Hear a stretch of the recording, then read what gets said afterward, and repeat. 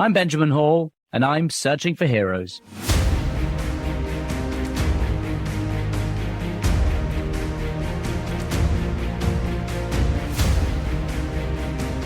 Hello, everyone. Today's episode comes the day before the 12th anniversary of the Boston Marathon bombing, a domestic terror attack that occurred on April 15th, 2013. Today's guest, Marc Fucarile, was amongst thousands in the crowd that day, cheering on runners at the 117th Boston Marathon, when, in an instant, cheers and laughter turned to screams as a bomb went off in the crowd. Moments later, a second bomb would go off, this time severely injuring Marc and leaving him in and out of consciousness, waking up to a new reality that would lead him to be the man he is today. You'll hear Marc's incredible story of resilience, faith, and survival. Throughout our conversation, you'll also hear him shed light on how our most vulnerable moments are often the ones that make us stronger. Here is Marc's story, which begins the day before the bombing. On Sunday evening, I had just finished my real estate classes and I had gotten home, and a buddy reached out to me and asked me, "You want to go to the marathon?" And I said, "Nah, I'm all set." And then he quickly wanted to point out that a friend of ours, Mike J, was running the marathon. So I said, "Yeah, sure, I'll go." And that's, where it started on Sunday. So Monday morning I woke up. Luckily, my son decided he wanted to go to Teddy Bear Picnic. So I dropped him off to Teddy Bear Picnic, went to the bank, and then met up with my group of friends, and we drove into the Boston Marathon. So while we were standing there, watching the race, the first bomb went off at the finish line. And we all looked down, and 12 seconds later, the second bomb went off right next to us. It took my right leg instantly and part of my left leg, filled my body with shrapnel. And luckily, thanks to so many people and bystanders that rushed in to help, I lived. I was lucky that there was a paddy wagon nearby because there was no more ambulances for me to go in. And I got put in the paddy wagon and driven over to the hospital. And the rest is history. 3.5 years of recovery and in and out of hospital, 7 surgery. And yeah, I was pretty much that day. I suppose, did you know immediately what had happened, the level of your injuries, that it had been an explosion? Did you feel the pain?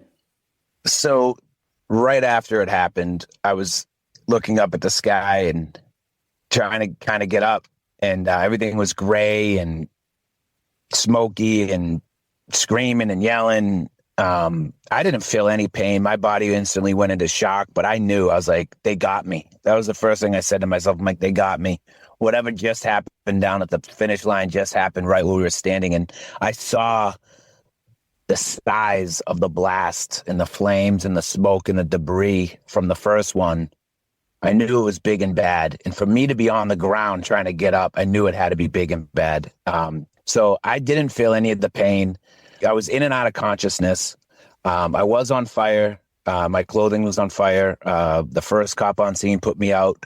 Then another person patted me out with a shoe. And then a third person, because I watched the surveillance video, poured a drink on me, like a beer that they found right near the Forum restaurant a ways away from us. They grabbed it and ran over and poured, because my jacket in the back of my pants, what was left of my pants, was still on fire.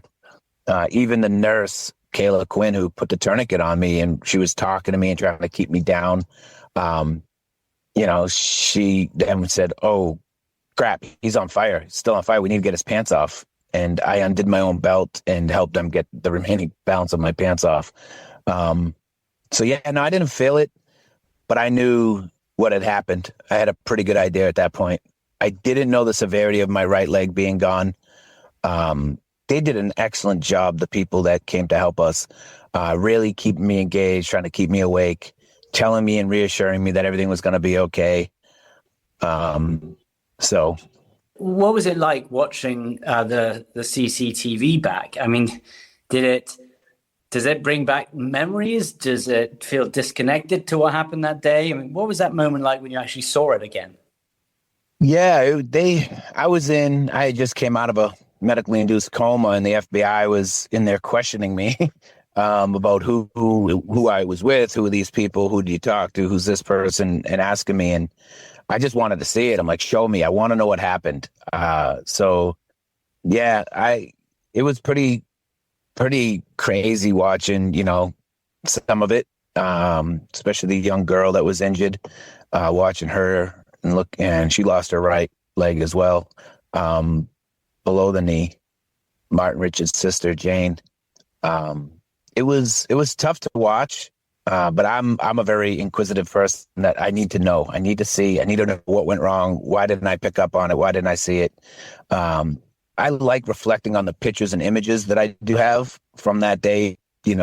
People that took pictures to document it, because it shows me where I came from and how amazing the body is and how resilient people are, and how we can bounce back from laying in the street with no leg, bleeding, on fire, to now participating in 8 marathons, skydiving, skiing. I was amazed as well at how when you really, your back's to the wall, you go through these incredible injuries, that you find this other level of strength and resilience that you might not have known you had. I mean, did it surprise you at how well you got through those initial moments? Yes and no.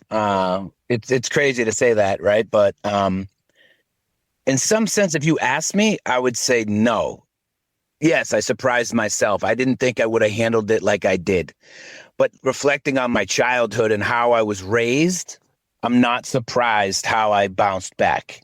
My mom was a single mom, worked 3 jobs, raised 3 kids. My dad was in the picture, but just not always in the picture, always around. Great dad, loving, caring, whatever. But just seeing my mom as a small little Irish woman, no taller than 5 foot, handling and carrying all the burden she did, it just shows you what strength is. So I get that from her. So I'm not surprised by witnessing what my Aunt Patty, my grandmother, and my mom have all done in their lives and gone through and survived. To me, this is a walk in the park. Talking about, finding strength through struggle, perhaps. I mean, did you get stronger? Did you find other strengths? Or did you think that as you said, you already had that strength? Or have you become a stronger person? Oh, wow. No, I definitely learned so much more about myself. And I learned really a lot about life and work and business after my injury. I'd never had done a marathon before. I was only there to support. All 16, 17 amputees from Boston Marathon were all supporting people that day. They were all in the crowd. And I'd never done a marathon. That was actually the first marathon I ever went to. And now I've done 8. And what I learned from doing that marathon on a hand cycle, the not stopping, not quitting to reach a goal, it was proven to me through that, because I faced the challenge at 26.2 miles without training. And I just pushed and pushed and just kept going. And eventually you'll get to your goal. And I learned that if you had told me, Mark, you're going to do 8 marathons, I would have looked at you and laughed and said, absolutely no way would I ever do 8 marathons. And to do that now and look back, it's just like, wow, that is actually pretty amazing. And it's a huge accomplishment. And I've done Spartan races, and 20 obstacles, and, hot weather, and literally almost died, like was dizzy, cramping, muscle spasms, but I just kept pushing. And it really showed me that, and I learned from my injuries that the body is amazing. And it is so resilient, and it'll bounce back. And when you feel that close to death and then live, it's like, wow, okay. Like the strength that you have, you just don't even truly understand that ability and that strength. Yeah, I mean, I was very lucky. I mean, the doctors always said that I had this post-traumatic optimism. As soon as I was able to start trying to look and walk and move, I couldn't stop. It's what I wanted to do. I had that drive. And was your recovery like that when you were in hospital? Were you just never asked a question? You just convinced whatever you're going to walk and do it as quickly as possible? No, it's strange. It's again, another weird answer. Yes and no. I woke up and they're like, oh, your leg, your other. I said, I don't care. Like, I'm here. I'm alive. Like, I can understand you. I can talk to you. Like, I can see my son again. Like, I don't care how many legs I have or don't have or anything. Like, I'm just grateful and lucky to be alive and blessed. And I'll worry about everything else as it comes.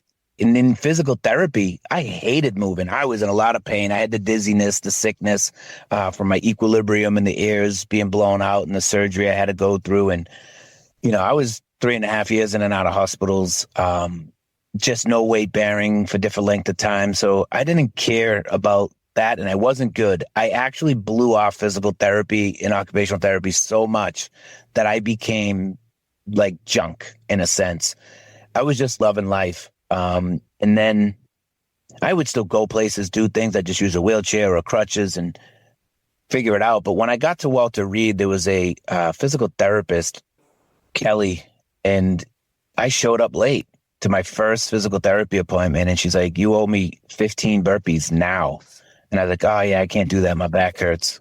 And she said, "I don't care what hurts. You owe me 15 burpees or you're going to pack up your stuff and you're going to leave because I don't have time to waste with you. I have other people here wanting to work out, wanting to get back on their feet, and you're not going to show up and be late and take that time from them."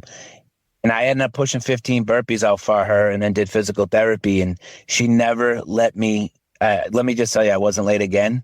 And she turned me into the beast that I am today. And I wasn't looking to be that. But she showed me, because when I came home, I was carrying cinder blocks up and down hills, building my addition on my house, building retaining walls, jackhammering foundations, like as an amputee. And I was just in that physical shape after she pushed me and made me be there. I wasn't willing to work. I didn't understand the importance of it until I saw the results of what she did to me. And unfortunately, just back a couple of years ago, we lost her. She passed away giving birth to her son, unfortunately. And her husband, Chris, was down at Walter Reed. He's an amputee, military veteran. And they have a beautiful, amazing daughter. And it was actually a horrible, horrible thing that losing her. She actually changed so many people's lives. And she was running the Travis Mills Foundation for veterans up in Rome, Maine, up that area in Maine. God, that's so sad to hear because, I had a physio. My head physio was called Kelly as well down in San Antonio. And the number of lives that guy saved, the people who he picked up, veterans all around me, particularly you in 2013, there must have been a lot of veterans who had been injured, people out of Afghanistan, Iraq, soldiers, and those guys saved countless lives. They got them back up again. So just tragic that she died in childbirth. Sorry. Yeah. She was just above and beyond, was what she did. She volunteered. She'd go out to Ski Spectacular in Breckenridge with the veterans. She would run the Army 10 miler. She'd organize that. She volunteered at the Marine Corps Marathon, like with Team Achilles and all the combat wounded veterans for the hand cycle division for Achilles International. She was just somebody who changed so many people's lives. It was devastating to hear. Really affected a large group of us that she literally changed our lives. You're listening to Searching for Heroes. We'll be right back after this. Were you a very different person? Like, did it change you and make you into someone new or different? And in what ways? No. It's funny. My brother would usually speak on that because, and my uncle Danny, he's like, "Don't forget, I knew you before you got blown up." But no, someone asked my brother that, how's your brother doing? Is he okay mentally? Like, is he all right? Like, did this really change your brother on who he was? Because they knew me growing up. And my brother goes, "Absolutely not. He's the exact same person he was before he got blown up. There's nothing. He was always crazy, always a madman. My nickname was Mad Dog. Like, nothing stopped me ever from doing anything. I had no fear. And even now, more so, it's crazy because I absolutely have no fear now because my faith and where I believe I'm going. I believed in God, but I didn't follow, the Bible and God and Jesus like that. I didn't have a close relationship to him or the church. And I didn't right after the bombing. And till many years later, reflecting on my life, actually just in the past 3 years, reflecting on my life and who was in my life, why they were in my life, and reflecting on all the major turns in my life and all my major events in my life and what was happening at those times that led me to the direction of where I am today. And after reflecting is where I really truly found my faith. So I really walk with no fear at all. So do you think God made the decision to save you that day? And if that's the case, was there a purpose that he had for you or a reason that he kept you alive? 100%. I do. Yeah, I never should have survived what I survived on the position and the place and the location and everything that happened. And it only was possible by him, I believe, reflecting and looking at it now. At the time, I was at the real estate classes I just finished. Well, that Wednesday, I was taking the real estate test to get my certificate in Massachusetts to be able to sell real estate for my job I was looking to pursue and change. After I passed that, I was going to give my 2-week notice to my job I was working at because I wanted to focus on my nonprofit organization called Off Street Music that I was working with, the Boys and Girls Club of America. A guy named Rick Meadows out of Woburn. I had this idea and concept of after school program, taking inner city kids off the streets and providing free recording studios and teaching them the value of education through music. And I went to Rick because he was a friend of my Uncle Freddie's. And I said, "Hey, Rick, I really have this idea." He goes, "Mark, we don't have any budget for that." I'm like, "I know, but let me get the money. Let me make the program. Let me find the volunteers. Let me get the equipment. And I'll do some fundraising. I'll raise some equipment by doing some things, concerts, because I owned an entertainment company back years and years ago." And I said, "I'll get the equipment. And then therefore we could fill out grants for the Boys and Girls Club that could generate the funding because that Boys and Girls Club didn't have a music program, so they couldn't apply for music grants. So once I get the program in, they would qualify for some great grants." So that was my goal. My ex had just finished her RN. She finished college, got a job.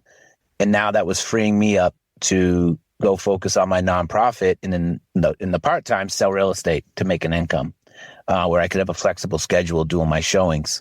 So I think that day God had a different plan for me and everything that I had learned up to that point on the nonprofit, how to do it, how to work it, and a need for people. I think he decided that was too small, just staying in a little city like Woburn. And he introduced me to the amputee community of millions of people, but more so the disability community, people with mobility disabilities, because I mentor and volunteer for Camp No Limits back in the day and other organizations like Granite State Adaptive Sports, volunteering and helping families with MS, Parkinson's, CP, autism, Down syndrome, blind, spinal cord injuries, amputations. And I really engaged and learned that there's a real big disconnect in the community and we're very fragmented and it needs to be organized. And there are a lot of people that struggled with the same challenges early in their recovery and were taken advantage of financially, just like I was.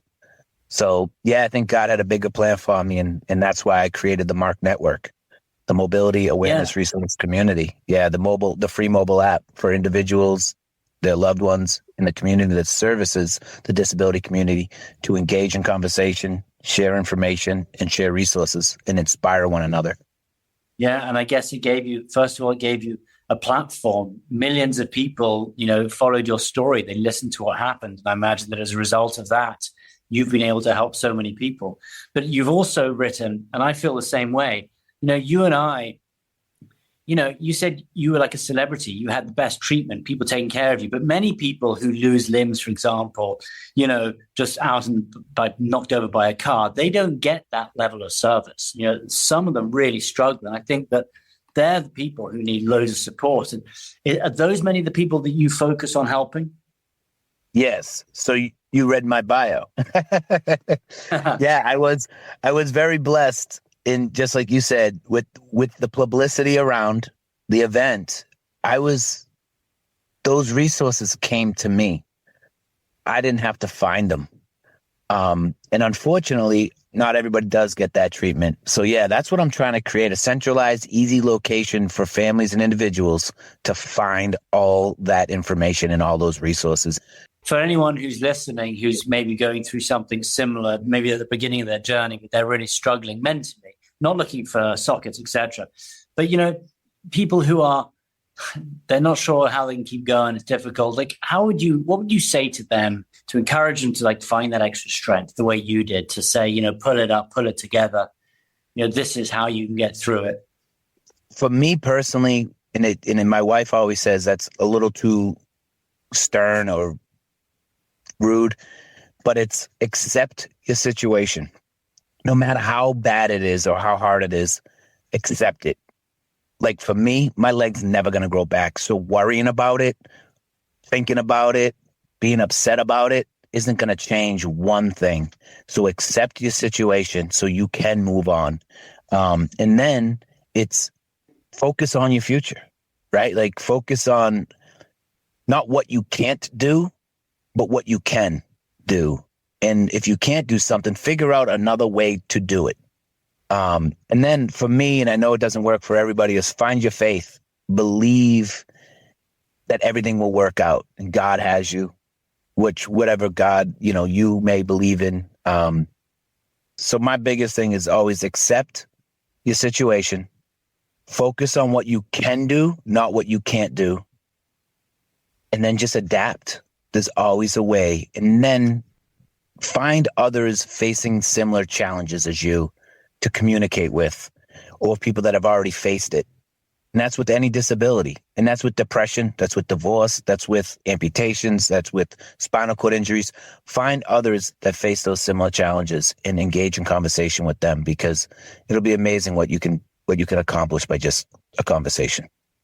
Yeah, it's funny. I just wrote another book, and I write about sort of resilience in general. And the keys that I write about are trust that you've got the resilience. Then the next one is accept. The next one I write about is adapt, and then I write about embracing it. So like I'm spot on, exactly what you just said too.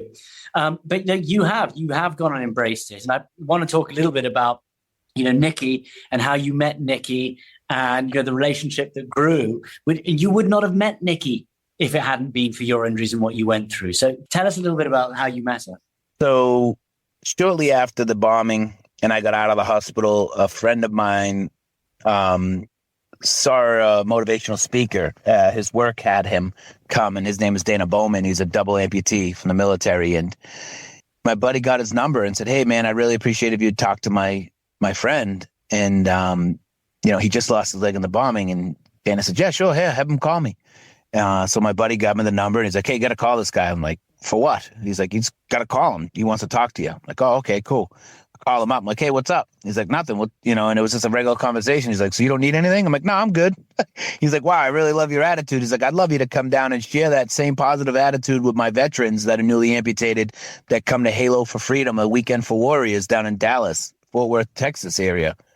And I said, "Yeah, sure, I'll come down." I said, "What are you doing?" He goes, "Hog hunting out of helicopters, skydiving, nighttime bow fishing, racetrack, gun range." I said, "I'm in."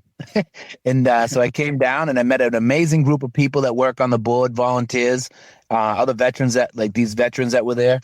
And I had so much fun, and they enjoyed me. They welcomed me back the second year to show people that, resilience and that you could have a family, because I had my son. And so I did it a second year, and my relationships grew stronger with some of his board members and some of the volunteers and donors. So we just stayed in touch. And one of my buddies, TK, Tim Clun, started doing celebrity softball games. He started his first one with Marcus Luttrell and the Lone Survivor and PX3, his foundation. And they did this one in Houston. And he brought me in, and again, same kind of group of people, kept building that relationship. And then one of those people ended up introducing Amy Graves, introduced me to my now wife, Nikki, because she wanted to help her, because she felt she was such an inspiration, being that Nikki was born with no arms and no legs. And she graduated Texas A&M, and she just lives this, positive, smiling life. And Amy thought she was amazing. And Amy's like, "Hey, I think she should volunteer for the camp that you volunteer for." I said, "Hey, I'll send her a link." And that's how it all started, through Instagram. We got connected through Instagram from a mutual friend, and she got interested in wanting to learn how to ski. She's like, "How does skiing work?" Considering, she's from Texas. There's not a lot of skiing in Texas. So she's a thrill seeker, born with no arms and legs, loves speed, loves excitement. So she wanted to know about skiing. So I said, "You should come." Because I had just raised a lot of money for the camp, and I had a little bit of pole and I said, hey, you should come up and go skiing in Maine. She goes, no, I don't know anybody. I don't want to come up there. I don't feel safe. I don't know. I'm very shy and I get anxiety around people I don't know because somebody could put a pillow over my face and I won't be able to do anything about it, So that was a fear of hers. Well, I said, for you to know somebody, why don't you come to the celebrity softball game in Fort Worth, Dallas area? My buddy TK's putting on, and it's, Matthew McConaughey, Toby Keith, all these different veterans and people. It's a great time. And she goes, I don't know. My friend would have to come. And I said, hey, I'll send you a link to it. So she sent the link to her girlfriend. Her girlfriend's like, we're going. And they came up to meet two families that go skiing with us from Texas. And I said, that way you'll get to know somebody. And that's how we met. And we met that weekend at the celebrity game almost 7 years ago now. And it was just grew into something special. I knew right away when we met, she pretty much stole my heart with her smile and her positive attitude. It's, being from Boston, I don't see a lot of positive attitudes. It's a lot of complaining and, and miserable people with the dark winters. No, people from Boston are the best. I love them. The support around the city from Bostonians and my family and friends has been absolutely, truly amazing. But, she was just this shining ray of light that just stole my heart, and the rest is history. Yeah, I like that. More of our conversation right after this. This week is the anniversary of the bombing. What does that mean to you? What do you think about on that day? Yeah, no, it's definitely a milestone in my life that I mark success against and things. And to me, it's a tool, right? It's a tool I'm utilizing for leverage of promotions, exposure. My team, I have 8 runners running and raising money for my charity, my nonprofit, which is the Remarkable with MARC as Remarkable. So yeah, I utilize it as a tool to give back and to bring awareness to people facing challenges. Do you ever wish that it didn't happen? That's a catch-22 in a sense for me. A little boy, we lost 3 amazing people that day. So it's, I wish we didn't lose anybody that day, and it changed people's lives. In a lot of sense, it changed a lot of people's lives in a positive way too. I know my buddy Paul, he always struggled with social anxiety and trusting people, but to see the good in the millions of people that were just so great to us and kind to us that didn't know us really showed him that there's a lot of good in the world. So it was really a good thing for him. He lost his leg too above the knee, and his brother JP lost below. So there's so much good. Like I never would have met my now wife, but then it for my son, it really changed my son, unfortunately, in our relationship in a sense too. So it's a catch-22. How did it change your relationship with your son?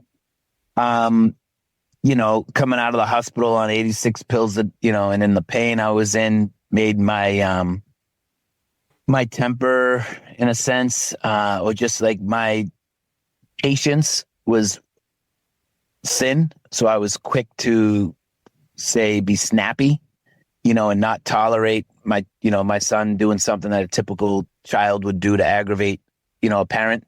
And just my ability. I was his hockey coach. I was at Walter Reed. I couldn't get him to hockey, and it was really difficult for his mom with juggling work and hockey, and him and she had assistance, but not enough. And it was, a lot of stuff that I couldn't do with him for sports. So it changed. It definitely changed. Like every day I'd be out in the front yard playing, wiffle ball with him when he was 5, and playing catch and doing swimming and taking him places and it just limited some of that. And also as a 5-year-old boy, your dad who's in your life 24 hours, not 24 hours a day, but 7 days a week, all of a sudden is in a hospital and gone for a while. I was in the hospital initially for 100 days. And him being scared, not knowing, not really truly understanding, thinking that this bad guy's trying to hurt him, all the time. And adding that level of anxiety to him as a young child is a tough thing for a parent to see, and not being able to take that away from him, Yeah. Like, ending on a positive note, it's like, what is the most sort of positive, strongest thing that you found out of this that has happened to you? Truly, that there's more good in the world than evil. I truly didn't believe that until I witnessed it and saw people run in to help us as we laid there on the ground, putting their lives at risk, not knowing if there could have been more or anything else that would have happened. They rushed in and helped. And then the support that we received from so many people across the world, really showed me that two evil people did an evil thing that day, but then millions of people did amazing things. So, I believe there's more, good in the world than evil. And I think that was something that really stuck with me, in seeing in those pictures and then through my experience, that and also that the human spirit is stronger than you would imagine. I feel exactly the same way. Marc, hey, thank you so much for joining me today. Like, I really appreciate it. And thank you for all the work you do. Like, I know how many people you've helped by your talks, by the charities, by the people who need help, and you're there to give it to them. So, look, because of what happened, you've gone out and saved and helped people's lives. And what more can you ask for in life, eh? Yeah, no, couldn't ask. I mean, I love it. The platform really allows me to be doing a lot of good every day, and it's amazing. Well, everyone, have a look at MARC. Go out there, have a look, help whoever you can. And, again, let's just remember those people who died when it comes to the anniversary. Marc, thanks so much for joining me. Thank you for having me. Well, thank you for listening, everybody. And I think what really amazed me most, not just about this interview, but about so many of the others I've done, is how so many people, myself included, who have gone through these kind of incidents, injuries, share the same experiences on the other side, and how you have to find the strength to get through it. And look, just talking to Marc today, we have almost exactly the same ideas. You have to adapt, you have to accept, you have to embrace. And the more and more that I do this podcast, the more that I realize that those strengths are what it takes to get through the toughest moments. And I think that that's what I'm learning. It's what I learned myself personally. And I think it's what I hope these guests are teaching you as well. So look, if you're going through anything difficult yourself, accept that it has happened. Adapt to what you can and can't do, and then embrace life. Make sure that it doesn't hold you down. And I think if you can do those three things, you can get through almost anything. Have a great day. Thanks for listening to Searching for Heroes. Listen ad-free with a Fox News Podcasts Plus subscription on Apple Podcasts, and Amazon Prime members can listen to this show ad-free on the Amazon Music app.